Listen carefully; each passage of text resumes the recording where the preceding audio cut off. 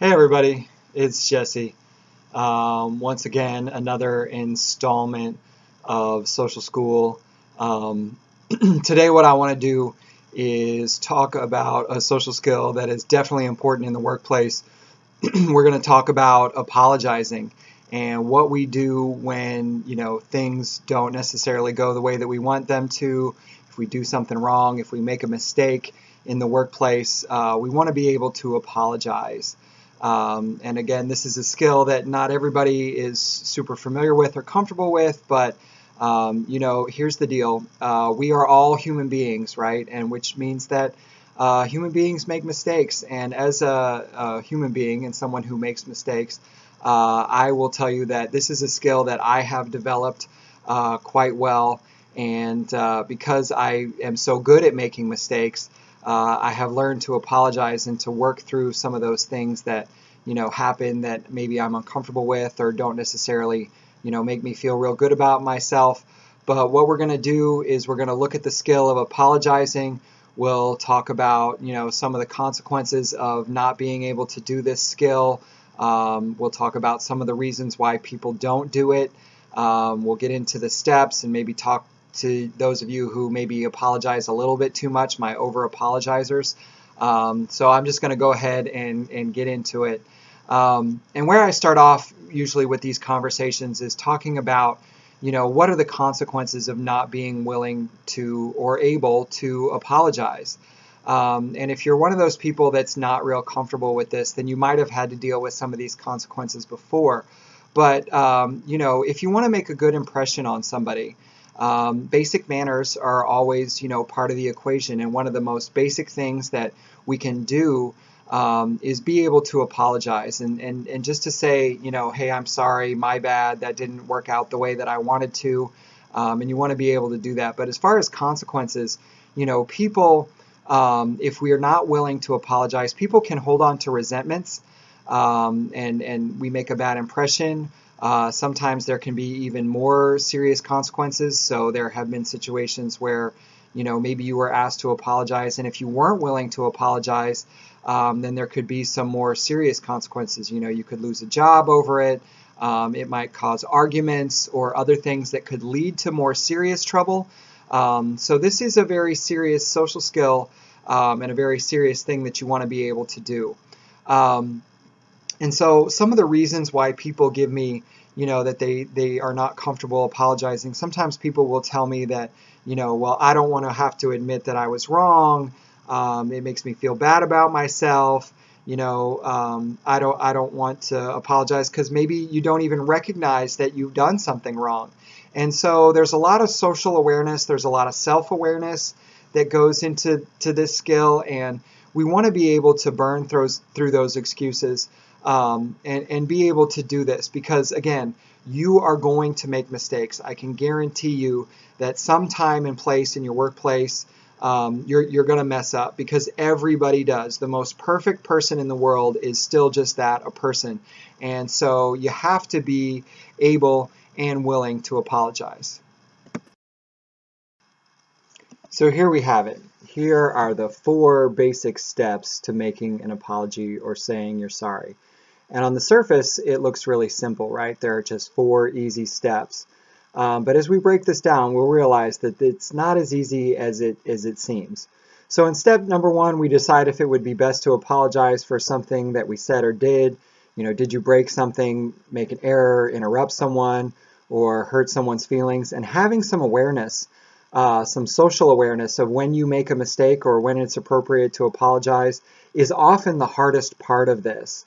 And so maybe, you recognize some patterns in the past. For me, I make the mistake of interrupting people a lot. And so that is something that I, need to be willing to apologize for, but also aware of the ways that that can happen. In step number 2, we think about different ways that we can make our apology. You can say something, you can do something, you can write something. I'm going to break this down a little bit further, but there's lots of different ways to, make that apology. In step number 3, we choose the best time and place to make our apology. Oftentimes you want to do this in a personal way, probably in private.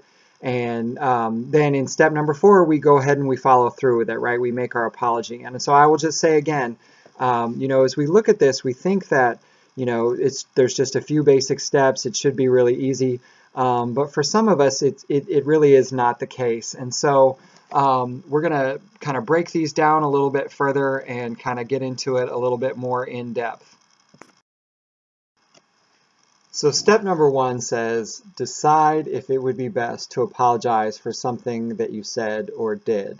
And you think about common mistakes that people make. Maybe you bump into somebody in the hallway, or you talk over somebody who's trying to get their point across, or in extreme examples, we make serious mistakes. Maybe the thing that you did was you talk badly about a coworker, or you said something that was hurtful. And in these situations, we look at the other social skills that we've covered so far, and we've all kind of been building up to this. And so mistakes happen. Again, you are a human being. You have to be willing to admit that you make a mistake in order for you to be able to correct it and make it right. And so that is our goal with this. You think about, obviously if you break something or make a mess, then, you probably need to apologize. But again, mistakes happen. We are all human beings. And so, if you feel that you have done something wrong, or maybe even if you don't feel that you've done something wrong, but you're being asked to, or the social situation expects that, you make that apology, it's probably best to go ahead and apologize. And that doesn't mean that, you beg for forgiveness or any of those things, but you just have to be willing to acknowledge, that mistakes happen. If you start to think about some common mistakes that happen in the workplace, here are some things that, are probably going to happen to you at some point, in the workplace. Maybe, you're apologizing to your boss for being a little bit late, or not necessarily, getting something done. You might bump into somebody, you might spill something, you might make a mess, things happen. There's a reason why there's that bumper sticker that says that happens, because it does. We all make mistakes. And there's lots of mistakes that happen, and hopefully it's not something serious. Hopefully somebody doesn't get hurt, or it's something that somebody else gets in trouble because you did it. That is a thing that unfortunately happens a lot of times in the workplace. But again, you just kind of want to be on the lookout for, am I doing the right thing, or did I make a mistake? Is it something, that I need to apologize for? And so that decision-making process will come easier and easier the more confident you are, right? When you really believe in yourself and know that even if you make mistakes, you're still, a good employee, a good student, a good family member, or whatever it is, it will become easier and easier for you to, make that conscious decision. Hey, I probably need to make an apology here. All right. Step number 2 says, think of different ways that you could apologize. You could say something, you could do something, or write something. And as you look at the examples that I've got right here, I just picked a few things that I could see off the internet. In the first one, somebody sends a text message letting that person know that, hey, my bad, I did something wrong. Sometimes, people might write a post-it note, just, leaving a little, hey, I'm sorry. Or in this last case, it looks like maybe this guy has done something wrong to his girlfriend, and he's trying to butter her up with some flowers. But there are a million ways that you can say you're sorry. Again, there's just the, hey, I'm sorry I did this, my bad. Like I said, there's a million ways. If you look on the internet, ways to make an apology, there's like, I don't know, 100 different ways that you can say, I'm sorry.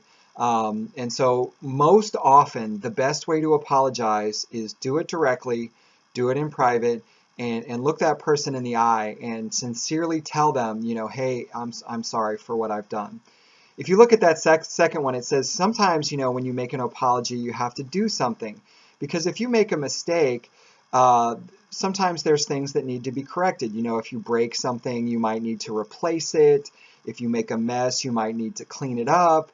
You need to kind of think about, in the future, how do I change my behavior? Because if you just say you're sorry in words, but you keep doing the same things over and over, then that apology really doesn't mean a whole lot, right? So we need to also just be willing to do something to fix the situation. And there are lots of different times and places that require us to take action as part of our apology, right? So it needs to be more than just words.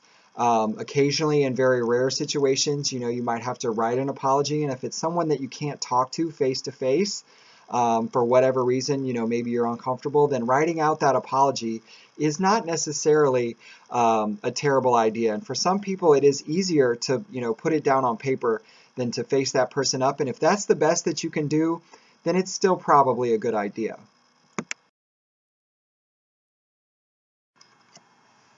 Step number 3 says choose the right time and place to make an apology. And most of the time, when you make a mistake, it's a good idea to make that apology as soon and quickly as humanly possible. However, there are some circumstances, some situations where it's a good idea where you might want to hold off, right? So if somebody is really, really mad at you, and later on I'm going to get into some videos on how to deal with that. But if somebody is really mad at you, it might be a good idea to wait a day, let them cool off. If you saw the picture that I put there with step number 3, in that situation, that person is trying to make an apology, but clearly the other person is still really mad at them. And that's not the right time or place. And often, if you can do this, just as soon as humanly possible, it is the best thing. But sometimes it is a good idea to make that apology in private. So you might want to save that person, any further embarrassment, or if you have to have a difficult conversation, then, you probably do want to do that in private, and that requires you to wait. And so that's a very fine line, and it requires a lot of self-awareness and social awareness. So also, you don't want to make this apology if you're not ready to do that apology and do it the right way. Sometimes when we make mistakes, we get angry at ourselves or embarrassed. And if you're not prepared to do this the right way, then chances are it's not the right time or place. But again, if you can, ask to have a private conversation with that person, or, maybe when you guys are both on your break, or you're both off work, that's the opportunity. Or maybe, what you do is you just say a quick apology in the beginning, and then later when it's all done, you can go back and kind of talk to that person more and make sure that you're good. Make sure that, you make up for whatever it is wrong that you've done. If you have to do something as part of making up for that apology, or do something to make that apology, then, it might take some time. And so, like I said, at the beginning of this little clip, if you want to make an apology, the sooner you do it, the better. However, there are some situations where, you might have to wait, or you have to read that situation, read that person. Again, this is where social awareness comes in. Wait till that person isn't going to, bite your head off, or, totally freak out on you. You want to just put yourself in the best possible situation so that when you make that apology, that conversation goes well. At this point, I want to talk a minute to my people out there who are over apologizers. People who say they're sorry, a million times for some little small thing that they've done. And if you've ever apologized for apologizing too much, then you're probably an over apologizer. And this is something that I just like to address because I have one of those. I have an over apologizer in my household. My youngest daughter is a little insecure sometimes, and so she will apologize 10 times for some small little thing. Or if in the course of an hour, she said she's sorry like 5 or 6 times, I'm like, hey, stop apologizing. And then she'll apologize for apologizing too much. And so, if you're one of those over apologizers, probably you're a little insecure, you don't necessarily feel good about yourself. But if you do a good job of apologizing, if you look somebody in the eye, you should only have to say it one time. Right? So only apologize one time for anything that you've done wrong, and then that you can just kind of put it to rest and you don't have to worry about it. So the question becomes, if I am an over apologizer, what do I do instead? And a thought that I want to put out there is maybe instead of apologizing, what you can do is kind of flip it and make it a statement of appreciation. You know, like, so instead of apologizing too much, maybe what you do instead is you say thank you. So if you are one of those people who probably apologizes too much, I want you to think about, you know, maybe some other things that you can do. So if you say one sincere apology, after that you should stop. And a different way to approach this is by saying thank you. It is very hard to be too grateful. It is pretty easy to over apologize, but this gratitude and being grateful to people who, you know, are tolerant of you, or kind to you and forgiving of your mistakes, you know, they could use your gratitude. And so if you look at the examples that are here, you know, instead of I'm sorry for the millionth time, you know, for being late, what you say is thank you for waiting for me, or thank you for your patience. Thank you for being accepting of me. Thanks for doing me that favor. Thank you for listening to me. You know, I love that last one. You know, for people who are good listeners in your life, you know, you want to have that gratitude. And I'm not going to spend a lot of time talking about this, but it's just a little thought, something you could maybe do differently if you are one of those over apologizers, something you could kind of flip it or think about a little bit differently, and it could have, you know, a really positive impact. So instead of you feeling bad about yourself, what you do is you be grateful to that other person for, you know, being patient, tolerant, and kind. And so where I want to wrap up today is just with this little clip that I found on the internet. It says tips for apologizing at work. And there's some little things here that, you know, weren't in the video already that I felt like were worth adding. So if we look at this first one, choose the apology method. We talked about that already. The next one says apologize immediately. In general, the sooner that you can make an apology, the better. Sometimes that's not always appropriate. But the one I wanted to talk about here is it says avoid giving excuses. And when you make an apology, you never want to talk about, you know, what the other person did. So it's not somebody else's fault when we behave poorly. And so we want to avoid making excuses. So if you say, I'm sorry, but, you know, they shouldn't have done that, or you shouldn't have done this, then those excuses really get in the way of you making an effective apology. And that doesn't necessarily, you know, need to be any part of this. So the next one says take responsibility for your actions. You know, you talk about what it is that you did wrong and own up to it. You know, really owning up to your mistakes is something that only very mature people do. It is hard for a lot of us. But if you can take responsibility for your mistakes, then that's something that other people are going to appreciate, because there's a certain amount of humility that goes into that. There's a certain amount of, you know, just humanness that goes into that. And that's really important. The next one says, explain how you will fix things, right? So it's maybe not enough just to say you're sorry, but you have to tell that other person, what are you going to do to make it right?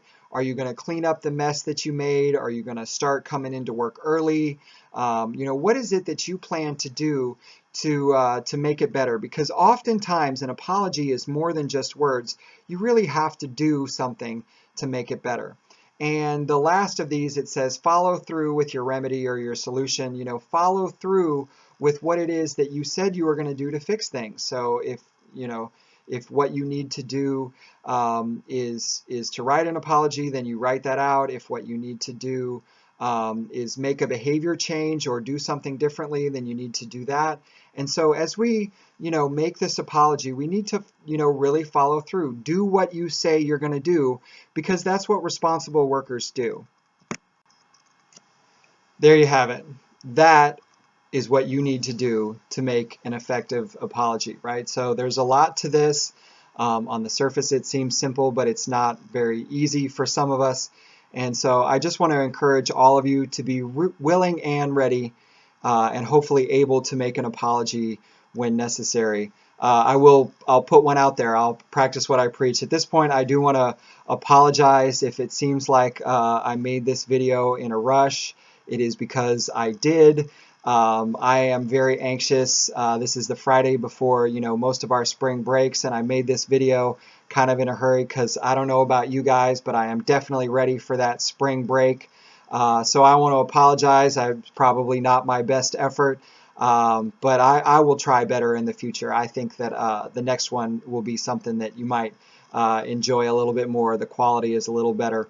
And at this point, I know for a lot of you, you probably won't see this video until after spring break. So I hope that everybody just has a wonderful time off and a great Easter. Thanks so much for watching. I appreciate your time and look forward to seeing you guys in the future. That's it for me. Bye-bye.